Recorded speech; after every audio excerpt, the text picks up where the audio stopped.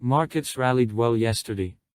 The Dow Jones added 1.95%, the Nasdaq rose 3.01%, the S&P 500 climbed 2.38% to close at 3,901.82.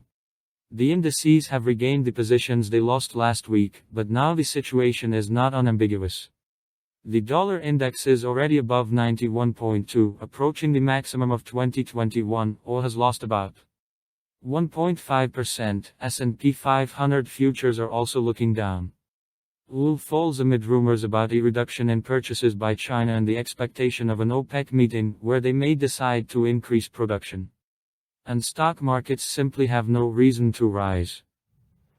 The topic with the aid package has already been worked out. Even though the package itself must still pass the Senate, there are no new reasons yet. I spoke about the movement of the S&P 500 between 3,800 and 3,900 yesterday.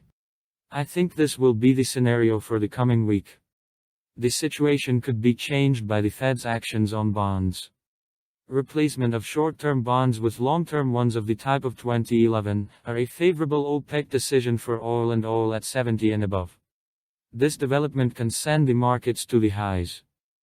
Problems with the aid package, a drop in oil, and especially hints of a change in monetary policy, as well as another escalation of corona psychosis, will send the markets down. The techno sector has moved on to growth.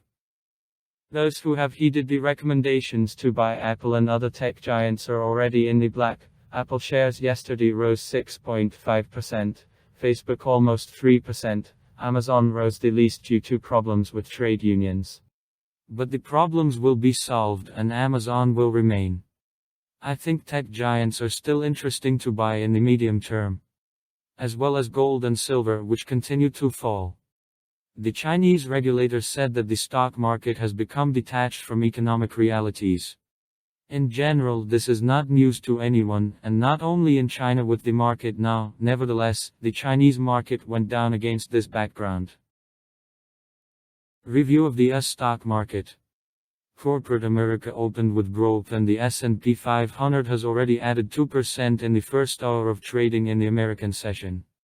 Markets react positively to the adopted incentives, which will support the economy, and at this stage it saves the markets and they will continue to grow, but someday this celebration of life will have to be curtailed. When is another question, but for now let's talk about our key positions, which we recommended to look at. Apple shares. We left with a strong recommendation to pick up Apple stock. Today they are up 3% in the first hour of trading and I am expecting a rise. The main idea of why I recommend the buyout drawdown tactic is the discrepancy between selling stocks and fundamental values. Let me remind you that when the company's report came out with a record profit and its revenues fell, which is clearly against the logic. In this irrational environment, it becomes quite difficult to predict the behavior of the crowd, because what worked before in times of crisis is not suitable. We need to change strategies and change approaches. The crisis is a temporary phenomenon and it will pass, but Apple will remain, and it is for this reason that I recommend averaging positions on drawdowns and buying this stock on a fall until the fundamental background changes.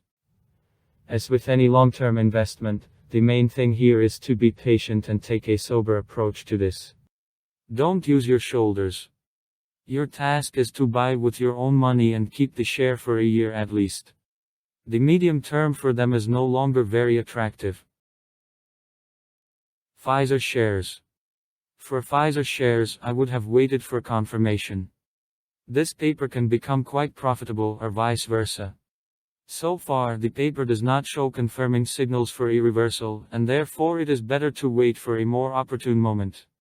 It was reasonable to expect that the shares would be brought up to this level, since their CEO had sold his shares in this company.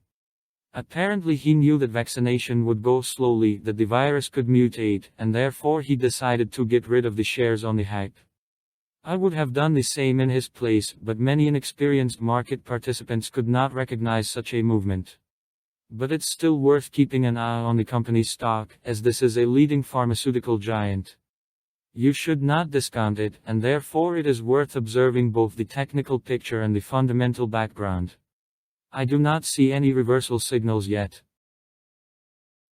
Regeneron promotions. Well, to diversify our review, I will answer questions about Regeneron. I think that we will consider this company in more detail, but for now I will give a general summary of them, which will help you better understand the current situation and the outlook for shares. The main area of this company is biotechnology, and it also contributes to the fight against COVID-19. At this stage, I would not buy shares of this company, because they are subject to high cyclicality, but I also did not dump them and include them in the list of monitored companies. I expect a further decline in the company's shares to $300 per share, and at this level I would look for buy entry signals, because Katie Wood from ARK Invest has also invested in this company. In the next roundup of US ETFs, we'll take a closer look at its strategy and investments in biotech companies, but so far the main conclusion is this. I expect great prospects from the company, because the company's product can change the lives of people. Now the company is experiencing problems, and it can be seen from the graph, but they are still ready to surprise us. We keep the company in mind and prepare for purchases at favorable prices. We also follow the actions of the ARK Invest fund in more detail.